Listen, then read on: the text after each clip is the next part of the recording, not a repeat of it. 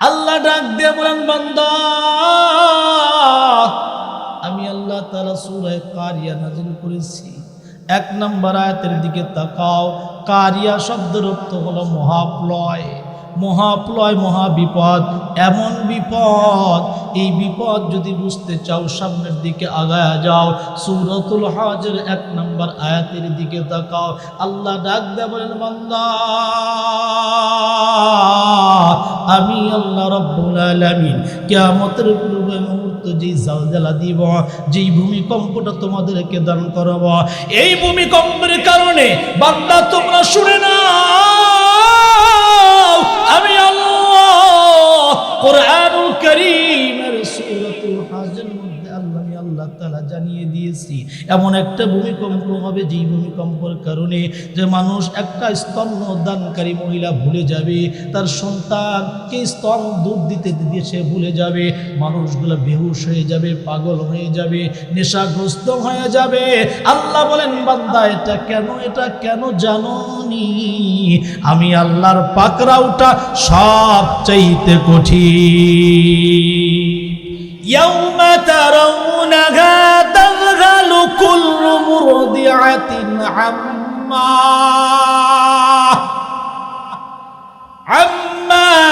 আরদাআত ওয়া তাদউ কুল্লু যাতিন হামলিন হামলাহা ওয়া তারান নাসা সুকারা।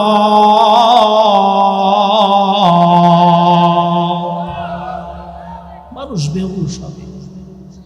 কেন বেহুশ হবে? কেন বেহুশ হয়ে যাবেন? আল্লাহ রাব্বুল আলামিন সুন্দর করে সূরা কারিয়ায় জানিয়ে দিয়েছেন। সূরা কারিয়ার মধ্যে আল্লাহ বলেন, ওয়া ইয়াকুনুন নাসু কাল ফারাশিল মাবথুস। বান্দাগুলা কেমন হবে জানো? এই যে মহাপ্লয়, মহাবিপদ, আল্লাহ নিজেই বলেন, নবীজি আপনি জানেননি মহাপ্লয়টা কি, মহাবিপদটা কি, আপনি কি জানেন? নবীজি বলেন, না আমি জানি না। আল্লাহ নিজেই জানায় দেয় মহাপ্লয়টা হলো কি। মানুষ ওই সময় পঙ্গপালের মতো হাসরের ময়দানের দিকে দৌড়াইতে থাকবে। মুফাসসিরিনে কেরাম লেখেন, এখানে আল্লাহ পঙ্গপালের সাথে আমাদেরকে কেন তুলনা করলেন জানেননি? মুফাসসিরিনে কেরাম 3টা তাফসীরের মধ্যে খোঁজেন, মারিফুল কোরআন, তাফসীর ইবনে কাসির, তাফসীর মাজহারি। এই 3টা তাফসীরের মধ্যে লেখেন মানুষকে পঙ্গপালের সাথে সাদৃশ্য করা, উদাহরণ দেওয়ার 3টা কারণ। কয়টা কারণ? কয়টা? 3টা। জোরে বলেন, কয়টা? আরো জোরে। আওয়াজ নাই, কষ্ট পাইলেন আপনারা? 3টা কারণ উল্লেখ করেছেন। মানুষ বিক্ষিপ্ত আকারে পঙ্গপালের মতো হাসরের ময়দানে যাবে। আমার আলোচনার মূল টার্গেট হলো মিজানের পাল্লা কিভাবে কায়েম হবে, কাদের পাল্লা ভারী, কাদের পাল্লা পাতলা হবে। আসেন আলোচনা হবে। রাজি আছেন ইনশাআল্লাহ? অল্প সময়, আপনাদের সময় দেওয়া যাবে তো ইনশাআল্লাহ? কারা কারা রাজি নাই হাত উঠান।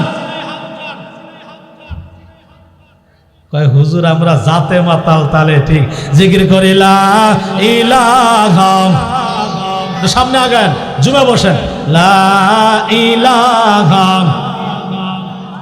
জোরে লা ইলাহা ইল্লাল্লাহ, লা ইলাহা,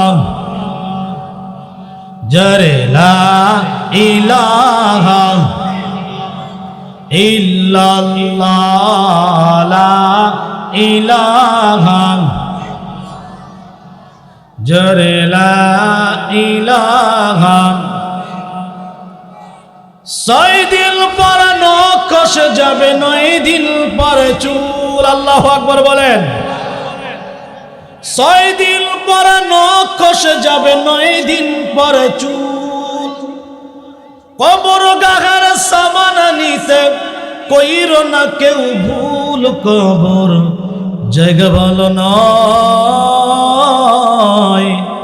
আমল দিয়ে কবর গৃহ সাজিয়ে নিতে হয়। আল্লাহু আকবার বলেন। 6 দিন পর নখ খসে যাবে, 9 দিন পরে চুল।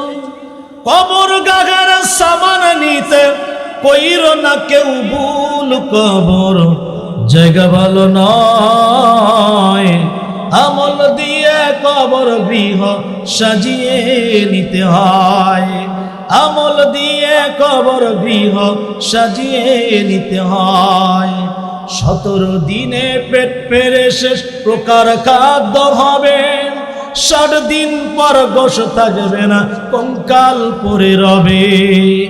17 দিনে পেট পেরে শেষ প্রকার খাদ্য হবে, 60 দিন পর গোশ থাকবে না, কঙ্কাল পড়ে রবে। 90 দিন ঘরগুলি সব, 90 দিন ঘরগুলি সব আলাদা হয়ে রয়, কবর জায়গা ভালো নয়। আমল দিয়ে কবর গৃহ সাজিয়ে নিতে হয়, আমল দিয়ে কবর গৃহ সাজিয়ে নিতে হয়। 6 দিন পরে আমল দিয়ে কবর গৃহ সাজিয়ে নিতে হয়। দেহের চেয়ে ওয়াহাব বড়, লোভ লালসার পাহাড়, হিংসায় জলে বিবেক হলো নফসের কালো আহার। হামান কামানো সবারই ওই, হামান কামানো সবারই ওই, পরিণতি পরিচয় কবর জায়গা ভালো নয়। আমল দিয়ে কবর গৃহ সাজিয়ে নিতে হয়, আমল দিয়ে কবর গৃহ সাজিয়ে নিতে হয়। 6 দিন পর নখ কষে যাবে, 9 দিন পরে চুল। 6 দিন পর নখ কষে যাবে, 9 দিন পরে চুল। কবর গাগার সামান নিতে কইরো না কেউ ভুল, কবর জায়গা ভালো নয়, কবর জায়গা ভালো নয়। আমল দিয়ে কবর গৃহ সাজিয়ে নিতে হয়। আল্লাহু আকবার বলেন। কষ্ট নিলেন আপনারা? কষ্ট পাইলেন? পথ চলবে? একটু আগা আসেন, একটু আগা বসেন, একটু আগা আসেন, ইনশাআল্লাহ ফাঁকা জায়গাগুলো পূরণ করেন। এখানে শয়তানকে ঢোকা থেকে সুযোগ দিয়েন না ঢুকতে, শয়তান যেন এই মজলিসকে বিশৃঙ্খলা না করে। সকলে বলুন আমিন। আলোচনা করতেছিলাম যে মিজানের পাল্লা রব্বে করিম কিভাবে আর করবেন, সেখান থেকে আলোচনা চলতেছিল সূরাতুল কারিয়ার। মানুষ বিক্ষিপ্ত হবে, মানুষ পঙ্গপালের মতো রওনা করবে হাসরের ময়দানে 3টা কারণে। কয়টা কারণে? নাম্বার 1, 1 নাম্বার কারণ মুফাসসিরিনে কেরাম লেখেন, 1 নাম্বার শুনে নাও, 1 নাম্বার কারণ হলো আমার যে উম্মত গুলো আছে, নবীজি বলেন এই উম্মত, এই সময়ের উম্মত, পূর্বের উম্মত, পরবর্তী উম্মত, সমস্ত উম্মত গুলা যদি একত্র করা হয়, লোক বেশি হবে না কম হবে? জোরে বলেন, বেশি হবে না কম হবে? তাফসীরের মধ্যে লেখেন মানুষ অতিরিক্ত হবার কারণে হাসরের ময়দানের দিকে সরাইয়া ছিটাইয়া দৌড়াইতে থাকবে মিজানের পাল্লার কাছে, আল্লাহর আদালতের কাছে। 2 নাম্বার কারণ তাফসীরের মধ্যে লেখেন, 2 নাম্বার কারণ লেখেন মানুষগুলা দুর্বল হয়ে যাবে। মানুষ যখন একদম গিজাগিজি হয়ে দাঁড়ায়, মানুষ যখন এক জায়গায় জমায়েত হয়, একে অপরের গায়ে লাগে, মানুষ অবস্থা কাহিল হয়ে যায়। যারা বীরের মধ্যে পড়েছেন, যারা জানেন, রমনার পার্কে পয়লা বৈশাখে যদি যান, ঢাকার বুকে যদি বাণিজ্য মেলার মধ্যে যান, দেখতে পারবেন ওইখানে মানুষের কি জামাত। এই জমায়েতের কারণে মানুষ কি হয়ে যায়, একে অপরের সাথে ঠেলাঠেলি খাওয়ার কারণে দুর্বল হয়ে যায়, শক্তি পায় না সামনের দিকে যাবার। 3 নাম্বার কারণ, 3 নাম্বার কারণ তাফসীর ইবনে কাসিরে পাওয়া যায়। 3 নাম্বার কারণ মানুষগুলো অস্থির হয়ে যাবে। আল্লাহ ডাক দিয়ে বলেন, ওয়া মা হুম বিসুকারা। আল্লাহ বলেন, বান্দা মানুষগুলো পাগলের মতো দেখাবে, আসলে তারা কি নয়, পাগল নয়, আসলে তারা পাগল নয়, এমন দেখাবে। 1 নাম্বার পঙ্গপালের মতো মানুষ দৌড়ায় সামনে। আল্লাহ ডাক দেয়া বলেন, ওয়া তাকুনুল জিবালু কালঈনিল মানফুশ। আল্লাহ বলেন, বান্দা এবার তাকায় দেখবা কিয়ামতের আগে যত পাহাড়গুলো আছে প্রত্যেকটা পাহাড় ধুলিত রঙের মতো একদম উঠতে থাকবে, মনে হবে যেন রং বেরঙের ধুলা উঠতেছে, এমন হয়ে যাবে। এমন দেখা যাবে সামনের দিকে তাকালে, ডানে তাকাও বামে তাকাও, তাকায়া দেখবা ধুলিত রঙিনের মতো চতুর্দিকে উঠতেছে উঠতেছে আর উঠতেছে। শুধু তাই নয়, আল্লাহ তাআলা আরো সামনে ডাক দিয়ে বলেন, ফাম্মা মান সাকুলাত মাওয়াজিনুহু ফাহুয়া ফি ঈশাতির রাদিয়া। আল্লাহ বলেন, বান্দা ওই সময় একদল মানুষের আমলের পাল্লা ভারী হয়ে যাবে। ওই কাল কিয়ামতের ময়দানে ওজন কায়েম যখন শুরু হয়, যাদের পাল্লাগুলো ভারী হবে তারা নিশ্চিন্তে জান্নাতে প্রবেশ করবে। আল্লাহ রাব্বুল আলামিন অন্য সূরার মধ্যে আল্লাহ ডাক দিয়ে বলেন, বান্দা কোরআনের অন্য জায়গায় সূরা আরাফের মধ্যে এখান থেকে তুমি 8 থেকে 10 নম্বর আয়াত তেলাওয়াত করো। আল্লাহ রাব্বুল আলামিন বলেন, ওয়াল ওয়াজনু ইয়াউমা ইযিনিল হক। আল্লাহু আকবার বলেন। মিজানের পাল্লা কায়েম হবে, এটা ঠিক না বেঠিক? জোরে বলেন, ঠিক না? যারা কবর, হাসর, নাসর, মিজান, ফুলসিরাত অস্বীকার করবে তাদের ঈমান থাকবে না। কথা বলেন ঠিক কি না? এমন লোক আছে কি নাই? আলমে বর্জক বিশ্বাস করেন, মিজানের পাল্লা বিশ্বাস করেন। আল্লাহ নিজে কোরআনে বলছেন, তো আমার কথা নয়। সূরাতুল আরাফের 8 নম্বর আয়াত, ওয়াল ওয়াজনু ইয়াউমা ইযিনিল হক।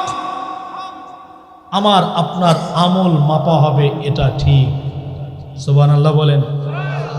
সূরা কারিয়ার মধ্যে যেই মাপের কথা বলেছেন, এটা হলো কাফের এবং মুমিনের পার্থক্য। সূরা আরাফের মধ্যে যেটা আসতেছে, এটা হলো মুমিনে পার্থক্য। কার আমল বেশি, কার আমল কম, এইটা মাপা হবে। সুবহানাল্লাহ বলেন। হাসরের ময়দানে ওজন মাপা হবে 2 বার। কয়বার? জোরে বলেন না, কয়বার? একবার ওজন মাপবে। সূরা কারিয়ায় আল্লাহ বলেছেন, ফাআম্মা মান সাকুলাত মাওয়াজিনুহু ফাহুয়া ফি ঈশাতির রাদিয়া ওয়া আম্মা মান খাফফাত মাওয়াজিনুহু ফাউম্মুহু হাওিয়া। যাদের পাল্লা হালকা হবে তারা জাহান্নামের অতল গহ্বরে যাবে। নাউজুবিল্লাহ বলেন। এটা এখানে হলো কাফের আর মুমিন, কাফের আর যেটা আমি তেলাওয়াত শুরু করেছি সূরাতুল আরাফের 8 থেকে নিয়ে 11 নম্বর 10 নম্বর পর্যন্ত আল্লাহ বলেন, ফামান সাকুলাত মাওয়াজিনুহু ফাউলাইকা হুমুল মুফলিহুন। আল্লাহ বলেন, ফামান সাকুলাত মাওয়াজিনুহু, যেই সমস্ত মুমিনের নেকি বেশি হবে, নেকি বেশি হবে। যার হজের আমল, যাকাতের আমল, সদকার আমল, দানের আমল, যাদের এগুলা বেশি থাকবে, আল্লাহ বলেন উলাইকা হুমুল মুফলিহুন। ওই সমস্ত মুমিন বান্দারা আল্লাহর কাছে গ্রহণীয় হয়ে যাবে, কামিয়াব হয়ে যাবে। চিৎকার দিয়ে বলুন না মারহাবা। এবার আসুন, আল্লাহর নবী ডাক দেয়া বলেন, সাহাবীরা, আল্লাহর নবী ডাক দেয়া বলেন, সাহাবী, কাল কিয়ামতের ময়দানে আল্লাহ একজন মানুষকে সামনে দাঁড় করাবে, যে মানুষটার 99টা পাপ। কয়টা পাপ? 99টা পাপের খাতা তার সামনে আসবে। এই প্রত্যেকটা খাতার পেজ হবে তার দৃষ্টির সীমা পর্যন্ত, এত লম্বা, এত লম্বা। এই লোকটাকে যখন তার ফয়সালা হয়ে যাবে, আল্লাহ ডাক দিয়ে বলেন, বান্দা, তোমার এই যে আমলনামার মধ্যে 99টা আমলনামা, প্রত্যেকটাই পাপ আর গুনাহ, জেনা, ব্যভিচার, মদ, গাঁজা, জুয়া, গাঞ্জা যা আছে সব ঠিক না বেঠিক? আল্লাহ প্রশ্ন করল, বান্দা, এটা যে আমার ফেরেশতা লিখেছে, এটা ঠিক না বেঠিক? বান্দা ডাক দিয়ে বলবে, মালিক, ওগো মালিক, আপনার ফেরেশতা যা লিখেছে সব ঠিক, সব সব ঠিক, এর মধ্যে কোনো ভুল নাই, কোনো মিথ্যা নাই। ও গো আল্লাহ, সব ঠিক আছে, কোনো অসুবিধা নাই। আল্লাহ ডাক দে বলে, বান্দা আর কি বসার সুরত আছে? বলে না। বান্দা বলতেছে, মালিক গো, আর তো বসার কোনো সুরত নেই, বসার সুরত নাই, আমার সোজাসুজি জাহান্নামে যাইতে হবে। আল্লাহ ডাক দিয়ে বলে, বান্দা রে, আমি আল্লাহর কাছে একটা কাগজের টুকরা আছে, এই কাগজের টুকরাটা অনেক দামি রে বান্দা, টেনশন করিয়া না। বান্দা ডাক দেয়া বলে, মালিক, এই 99টা পাপের মোকাবেলায় ছোট্ট একটা কাগজ কি দাম হতে পারে, কি দাম হতে পারে? আল্লাহ ডাক দিয়ে বলে, বান্দা, ওই ছোট্ট কাগজটার মধ্যে কি আছে জানোনি? ওই ছোট্ট কাগজটার মধ্যে লেখা আছে, আশহাদু আল্লা ইলাহা ইল্লাল্লাহু ওয়া আশহাদু আন্না মুহাম্মাদান আবদুহু ওয়া রাসূলুহু। যেই বান্দাটা জাহান্নামে যাওয়ার উপক্রম, যেই বান্দা জাহান্নামের জন্য রওনা দিয়েছে, ওই বান্দা ডাক দিয়ে, আল্লাহ, ওই কাগজটা যখন এক পাল্লায় রাখছে আর 99টা পাপের খাতাটা এক পাল্লায় রাখছে, তাকায় দেখতেছে আমার আল্লাহ, কি কুদরত, কি কুদরত। আল্লাহ তামাম হাসরবাসীকে ডাক দিয়ে বলবে, শোনো, আজকের দিনে কোনো জুলুম, জোরে বলেন, আজকের দিনে কোনো জুলুম, আজকের দিনে কোনো জুলুম হবে না। আজকের দিনে আমি আল্লাহ কোনো জুলুম করব না, জুলুম করব না। আল্লাহ ডাক দিয়ে বলেন, বান্দা, ওয়া নাদাউল মাওয়াজিনাল কিসত, আজকে আমি ফজলের পাল্লা কায়েম করেছি, ইনসাফের, আমি ইনসাফের পাল্লা কায়েম করেছি। ফালা তুযলামু নাফসুন শাইআ, আমি আজকের দিনে আমি আল্লাহ কোনো তোমাদের উপরে অন্যায় করব না, অবিচার করব না। দুনিয়ার বুকে তো মানুষ অবিচার করে, আমি আল্লাহ আজকে অবিচার করব না। বান্দা, তোমার এক পাল্লায় 99টা পাপের তোমার আমল ওখানে, আর ছোট্ট একটা কাগজ যার মধ্যে আমি হেফাজত করে রেখেছিলাম কালেমায়ে শাহাদাত, এটা যখন ছেড়ে দেওয়া হলো, ওই বান্দা তাকায় দেখতে পাইলেন 99 পাপের যেই কাগজটা আছে, যেই পাল্লাটা আছে, ওই পাল্লাটা একদম নিচের দিকে চলে গেল, আর কালেমার পাল্লাটা ভারী হয়ে গেল। নবীজি ডাক দিয়ে বলেন, সাহাবী, 2টা কালিমা এমন আছে, যেই কালেমাটা জবানে হালকা, কিন্তু ওই কালেমাটা যদি কেউ পড়তে পারে, ওই কালেমাটা যদি কেউ জপতে পারে, দুনিয়া এবং দুনিয়ার মধ্যে যা কিছু আছে সব যদি এক পাল্লায় রাখা হয়, আর ওই কালেমাটা যদি এক পাল্লায় রাখা হয়, ওই কালেমা আর পাল্লা ভারী হয়ে যাবে। ওই ছোট্ট কালেমাটা কি?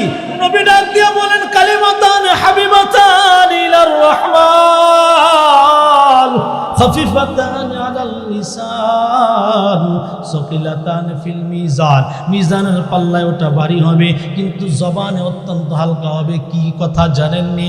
আল্লাহর নবী বিশ্ব নবী সরকারে দো আলম বলতেছেন, সুবহানাল্লাহি ওয়া বিহামদিহি সুবহানাল্লাহিল আযীম। কয়টা শব্দ? 2টা শব্দ। কয়টা? 1 নাম্বার সুবহানাল্লাহি ওয়া বিহামদিহি সুবহানাল্লাহিল লা ইলাহা ইল্লাল্লাহু মুহাম্মাদুর রাসূলুল্লাহ। পারবো না ইনশাআল্লাহ? এই 3টা কালেমা একসাথে বলবো। রাজি আছো তো ইনশাআল্লাহ? জোরে বলেন, রাজি আছি। আল্লাহ ডাক দিয়ে বলেন, বান্দা, সুন্দর করে তাকায়া দেখো, সূরাতুল জিলজালের মধ্যে আমি আল্লাহ তাআলা কত সুন্দর জানিয়ে দিয়েছি, ফামান ইয়ামাল মিসকালা যাররাতিন খায়রান ইয়ারা ওয়া মান ইয়ামাল মিসকালা যাররাতিন শাররান ইয়ারা। আল্লাহ ডাক দিয়ে বলেন, বান্দা, সামান্য পরিমাণ নেকি যদি তুমি করে থাকো, সামান্য সরিষার দানা পরিমাণ যদি নেকি তোমার থাকে, ওটাও আমি আল্লাহ তাআলা তোমাকে দিয়ে দিব।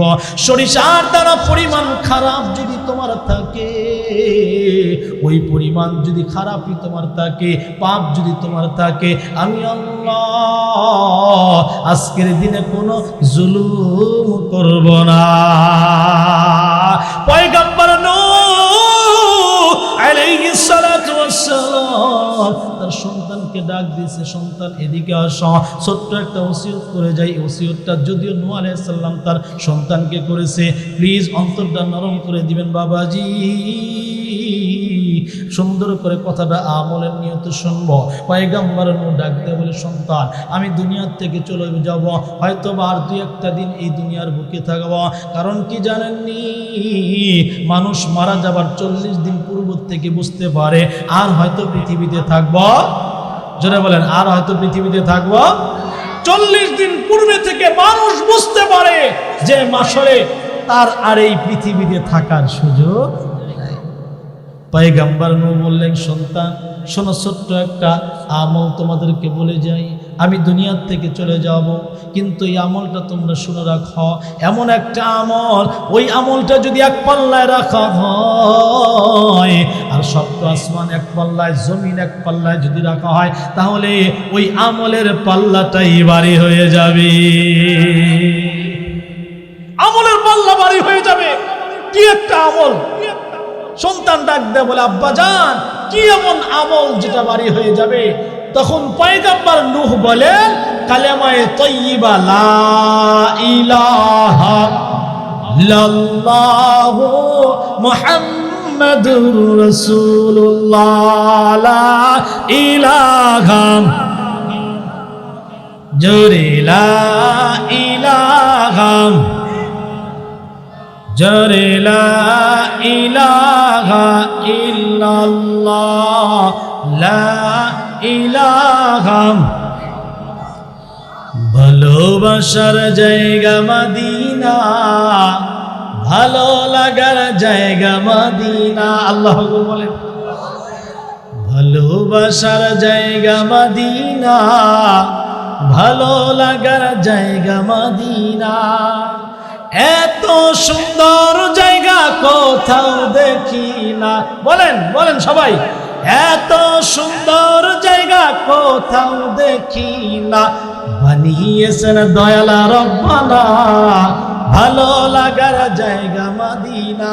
জোরে, ভালোবাসার জায়গা মদিনা, রে ভালো লাগার জায়গা মদিনা, ভালোবাসার জায়গা মদিনা, আরে ভালো লাগার জায়গা মদিনা।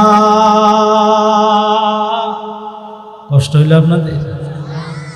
পড়া যাবে তো ইনশাআল্লাহ? লা ইলাহা, জোরে লা ইলাহা ইল্লাল্লাহ, লা ইলাহা, জোরে লা ইলাহা ইল্লাল্লাহ, লা ইলাহা ইল্লাল্লাহ, লা ইলাহা ইল্লাল্লাহ মুহাম্মাদুর রাসূলুল্লাহ সাল্লাল্লাহু। নবী আমার, আজকের এই দিনটা, আজকের এই রাতটা, আজকে হলো রজবের 27 তারিখ রাত। কোন তারিখ রাত? রজবের 27, শবে মেরাজের রাত। কিসের রাত? কথা কন না, কিসের রাত? শবে মেরাজ। আজকের রাত্রিতেই আমাদের নবী খাতামান নবিয়্যিন লা নবিয়্যা বাদি, যিনি সর্বশেষ নবী, যার পরে আর নতুন নবুয়ত নিয়ে কোন নবী আগমন করবে, সেই নবী আজকের রাত্রিতেই একদম রব্বে করিমের সাথে সাক্ষাৎ হয়েছেন। 50 ওয়াক্ত নামাজ আল্লাহ তাআলা দিয়েছিলেন, এটা একদম কমাইতে কমাইতে 5 ওয়াক্ত নামাজে আসছে। সুবহানাল্লাহ বলে, এই 5 ওয়াক্তই আমাদের জন্য জুলুম হয়ে গেছে। হয়েছে কি হয় নাই? কথা বলেন, হয়েছে কি হয় নাই? এই 5 ওয়াক্ত নামাজ আমরা পড়তে পারি না, এমন লোক আছে কি নাই? ফজরের নামাজও দেখবেন লোকই পাওয়া যায় না। আর যদি একটু বৃষ্টি হয় সেখানেও নাই। আছে কি নাই? আলোচনা করতেছিলাম, আল্লাহ সুন্দর করে বুঝায় দিলেন, ওয়ানাওয়াজিনাল কিসতি, আল্লাহ রাব্বুল আলামিন ওজনের পাল্লা কায়েম করেছি। ওই ওখানে কিন্তু কি হবে না, কোনো বেইনসাফি হবে না।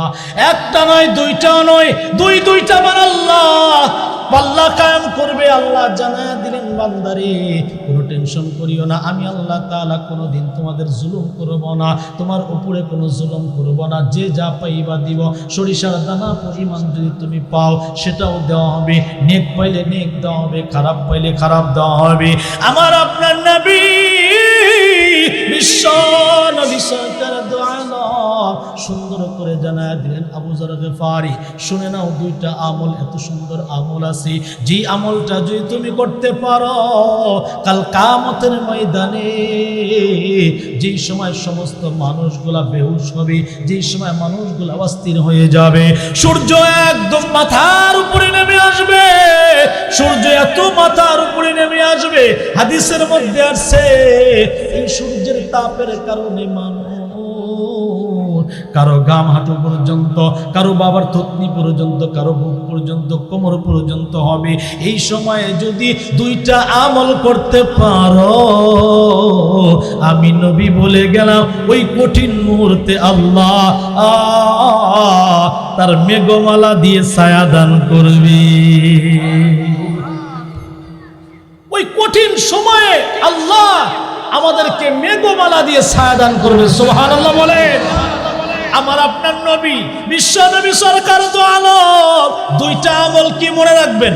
এই দুইটা আমল কি? দুইটা আমল, যেই দুইটা আমল করলে নবী আমার বলছেন হাসরের ময়দানে ছায়া দিবে। মাঝখানে ছোট্ট একটা ঘটনা মনে পড়ে গেল, যেই ঘটনাটা না বললে নয়। আমার আপনার নবী বিশ্ব নবী সরকার দো আলম যেহেতু আস্তে আস্তে সময় সামনের দিকে যাইতেছে, নবী আমার সুন্দর করে সাহাবীদেরকে এত সুন্দর করে দিন শিক্ষা দিয়েছেন, যেই শিক্ষাটা আর কেউ দেয় নাই। কিয়ামত পর্যন্ত এমন শিক্ষক পাবো না যেমন শিক্ষক আমার নবী বিশ্ব নবী ছিলেন, এমন শিক্ষক পাওয়া যাবে না। ছোট্ট একটা ঘটনা আপনাদের সামনে উপমা হিসাবে পেশ করতে চাই। নবীর সাহাবীরা নবীর কত আদর্শ, কত মহাব্বত, নবীকে কতটা পাগল ছিল সাহাবীরা। একটা সামান্য একটা উদাহরণ দিতে চাই, যে ঘটনাটা খন্দকের যুদ্ধে ঘটে গেছে। খন্দকের প্রান্তরে নবী একজন দুইজন নয় 1400 সাহাবীদেরকে নিয়ে খন্দকের যুদ্ধে অংশগ্রহণ করেছিলেন। তার প্রেক্ষাপটে কাফের ছিল 10,000। কয় হাজার? বর্তমান সময়ে যদি হইতো একটা মুসলমান খুঁজে পাওয়া, কথা কয় না, পাওয়া যাবে? একটা যদি গুলি করা হয়, পিছনে যদি লক্ষ্য থাকে, সব পলায় যায়, আছে কি নাই? আর খন্দকের যুদ্ধে মুসলমানদের সংখ্যা 1400, কাফেরের সংখ্যা 10। জোরে বলেন কয় হাজার? 10,000। আমি আপনি হইলে তো ওখানে অবস্থা খারাপ। একটা কথা আছে না, যে আমি আপনি হইলে কাপড় নষ্ট হয়ে যায়। কিন্তু নবীজি সাহাবীরা এক একজন সাহাবী কেমন ছিলেন আল্লাহ বলেন, রুহামাউ বাইনাহুম তারাহুম রুকআন সুজদা, رحماء بينهم تراهم ركعا سجدا। আল্লাহ বলেন সাহাবীরা একে অপরকে এতটাই দয়া, এতটাই দয়া, একজন না খেয়ে অন্যজনকে খাওয়ায়। সুবহানাল্লাহ। বদরের যুদ্ধে আমরা জানি ঈসার হাদিস সব সময় শুনতেছি, সাহাবী কাতরাইতেছে, পানি পানি, পাশে আর একজন ওনাকে দিছে। এইভাবে করতে করতে প্রথম জনের কাছে এসে দেখেন উনি শহীদ হয়ে গেছে। সুবহানাল্লাহ বলে। ছোট্ট উপমা দিতেছি আপনাদের সামনে। নবীর সাহাবী একজন নয়, দুইজন নয়, 1400 সাহাবী নিয়ে খন্দকের যুদ্ধে আল্লাহর নবী অংশগ্রহণ করলেন। 10 হাত বাই 10 হাত 40 হাত করে এক একটা গর্ত খনন করবার জন্য নবীজি কি করলেন, সাহাবীদেরকে লাগায় দিলেন। সাহাবীরা এই 10 হাত বাই 10 হাত গর্ত করবে। যেহেতু আমরা সংখ্যায় কম, টেকনিক করতে হবে। এই টেকনিকে কাফেরদের সাথে জয়লাভ করব। নবীজি আমরা কেমন নবী পেয়েছি, যেই নবী পৃথিবীটার নাম, তামাম বিশ্বের মধ্যে সবচেয়ে বড় লাইব্রেরি হলো আফ্রিকা। কোথায়? বড় লাইব্রেরির না কোথায় পাওয়া যায়? আফ্রিকায়। আফ্রিকার লাইব্রেরির মধ্যে 100 মনীষীর নাম লেখা আছে, ওইখানে আমার আপনার নবীর নাম সর্বপ্রথম আছে। সুবহানাল্লাহ বলে আওয়াজ দিয়ে বলুন না সুবহানাল্লাহ। কৌনৈন মুখতার খোদা তুমকো বানায়া, কৌনৈন মুখতার খোদা তুমকো বানায়া, उम्मत का निगाहबान खुदा तुमको बनाया, उम्मत का निगाहबान खुदा तुमको बनाया। আল্লাহু আকবার বলে। উম্মতের জিম্মাদার বানিয়েছেন মুহাম্মাদুর রাসূলুল্লাহ। নবী আমার সুন্দর করে বুঝাইলেন 10 হাত বাই 10 হাত পরীক্ষা গ্রহণ করো, এই খন্দকের যুদ্ধে বিজয় লাভ আমরাই করব ইনশাআল্লাহ। শুরু হয়ে গেল পরীক্ষা খনন, শুরু হয়ে গেল। সাহাবীরা রাত দিন অক্লান্ত পরিশ্রম করিয়া পরীক্ষা খনন করতেছে। একদিন নয়, 2 দিন নয়, 3টা দিন অতিবাহিত হয়ে গেল, খাবার নাই, পানি নাই। সাহাবীরা কাঁপাতে পাথর বেঁধে তারা কাজে লেগে গেছে। এই সাহাবীদের মধ্যে একজন সাহাবী অত্যন্ত নরম দিলওয়ালা সাহাবী ছিল, যেই সাহাবীটার নাম হলো হযরত জাবের রাদিয়াল্লাহু তাআলা। জাবের ডাক দিয়ে বলে, ওগো নবীজি, ওগো আল্লাহর নবী, আমি একটু আপনার কাছে রক্ষত চাইতেছি গো নবী। তার কারণ আজ 3 দিন পর্যন্ত অনাহারে আছি। পেটের কাপড়টা উঠাইয়া নবীজিকে ডাক দেয়া বলে, ওগো নবীজি, এই যে দেখেন আমার পেটের মধ্যে পাথর, আমি 3 দিন পর্যন্ত অনাহারে, আমার সাথী ভাইরাও অনাহারে। নবীজি কাপড়টা উঠাইয়া ডাক দেয়া বলে, যাবে তুমি তো একটা পাথর বেঁধেছো, আমার কাপড়টা উঠাইয়া দেখাইলাম। নবীজি বলেন, দেখাইলাম। তাকায়া জাবের দেখতে পাইলেন নবীজির পেটে 2টা পাথর বাঁধা আছে। আমরা কোন নবীর উম্মত? যেই নবী নিজে না খাইয়া সাহাবীদেরকে খাওয়াইছে, নিজে আহার অন্ন গ্রহণ না করিয়া সাহাবীদের মুখে উঠায়া দিয়েছেন, তেমন নবী, ওই নবী উঠায়া দেখাইলেন, জাবের তোমার পেটে একটা পাথর, আমি মুহাম্মাদের পেটে 2টা পাথর বাঁধা আছে। আল্লাহর নবী বিশ্ব নবীকে জাবের ডাক দিয়ে বলেন, জাবের নবীজিকে ডাক দিয়ে বলেন, ওগো আল্লাহর নবী, আমি আপনার কাছে ফরসত চাই, বাড়িতে গিয়ে একটু শুনতে চাই কোন খাবারের ব্যবস্থা আছে কিনা। আমি নিজে অনাহারে, আমার সাথীরা অনাহারে, কেউ 3 দিন পর্যন্ত খানা নাই। ওগো নবীজি, আমাকে একটু ছুটি দেন না, ছুটি দেন। নবীজি বললেন, জাবের যাও।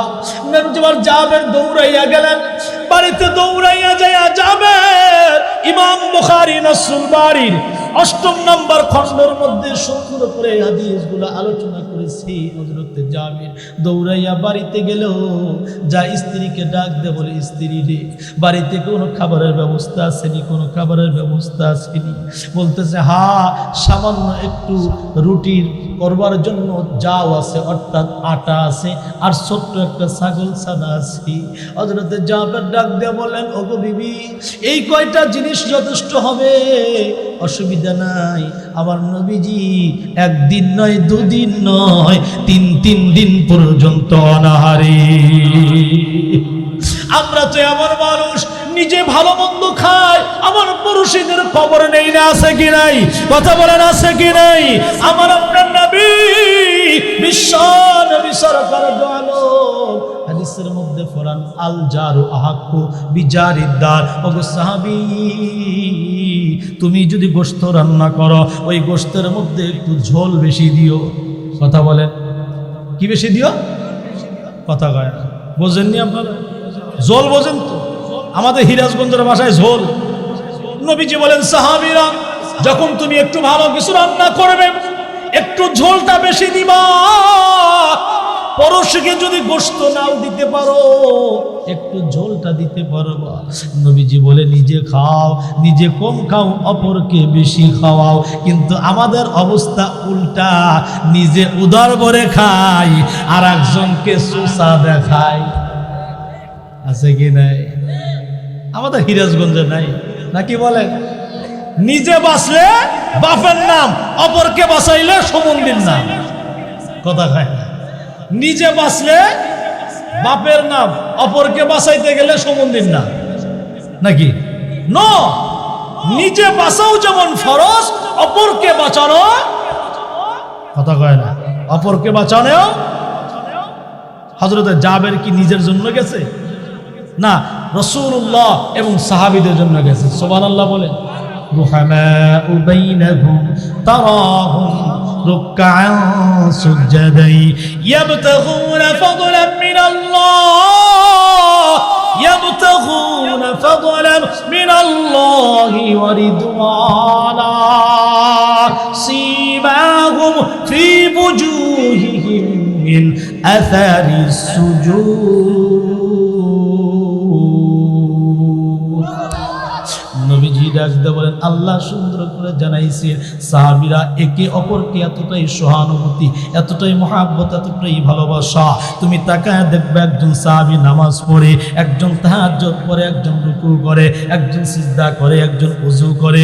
এক একজনের দিকে তাকাইলে এক একটা ইবাদতের মধ্যে সাহাবীদেরকে পাওয়া যায়। শুধু ওজুদ রাহমাতাল লিল আলামিন, রহমতে ও শুধু আমারু ইয়ে জমি। আল্লাহু আকবার বলে। পয়গম্বর ইউসুফকে দেখিয়া, পয়গম্বর ইউসুফকে দেখিয়া মিশরের মহিলারা কি করছেন? তারা আঙ্গুল কেটে ফেলাইছে।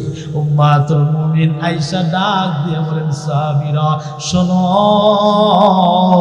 পয়গম্বর ইউসুফকে দেখিয়া মিশরের মহিলারা হাত কেটেছে, আর আমার নবীকে যদি মিশরের মহিলারা দেখতো গলা কেটে ফেলাইতো। জমালে হুসনে ইউসুফ পর ফকদ আশিক जुलैखाती, तुम्हारे रूए रोशन पर फिदा सारे खुदाई थी।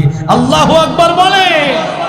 নবী আমার কথা অনুমতি নিয়া হযরতে জাবের দৌড়াইয়া দেখতে পাইলেন একটা ছাগল ছানা আর কিছু আটা তার ঘরের মধ্যে আছে।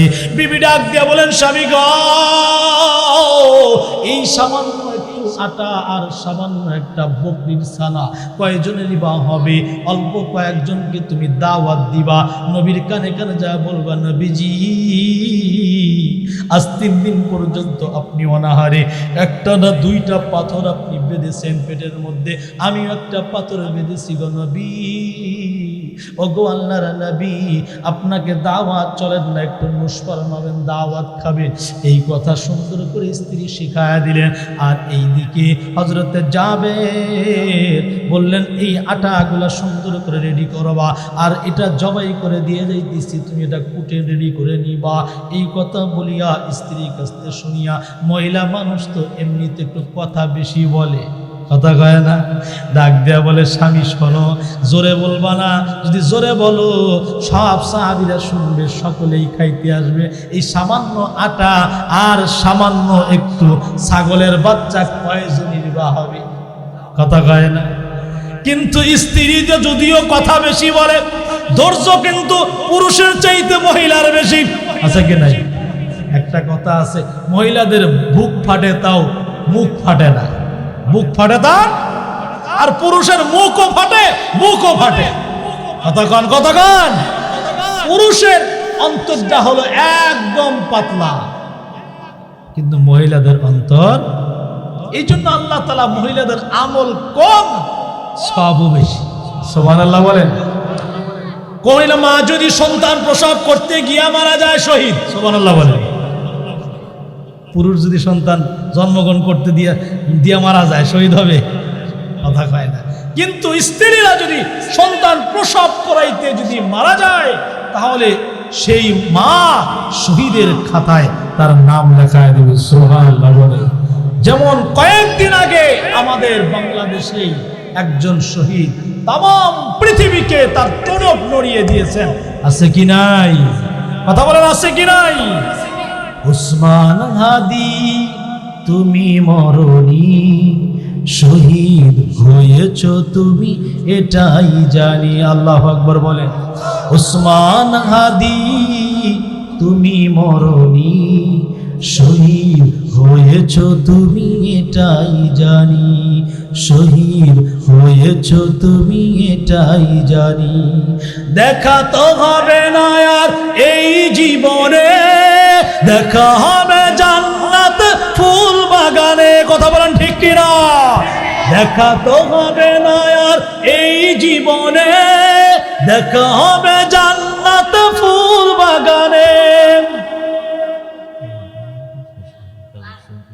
দেখা তো হবে না আর এই জীবনে, দেখা হবে জান্নাত ফুল বাগানে। এই আশা কবুল করো আল্লাহ তুমি, শহীদ হয়েছ তুমি এটাই জানে। আল্লাহু আকবার বলে, আল্লাহু আকবার বলে। এমন ইনসাফের কথা কয়জন বলতে পারে? এই বাংলার প্রান্তরে দেখিয়ে দিয়েছেন, ওসমান হাদি শিখায় দিয়েছেন, ইনসাফ শেখো, ইনসাফ শিখলে বাঁচবা কম, কিন্তু এটা আল্লাহর কাছে গ্রহণীয় হবে, যেটা কিয়ামত পর্যন্ত প্রত্যেকটা সন্তানের অন্তরের মধ্যে গেঁথে থাকবে। সুবহানাল্লাহ বলে।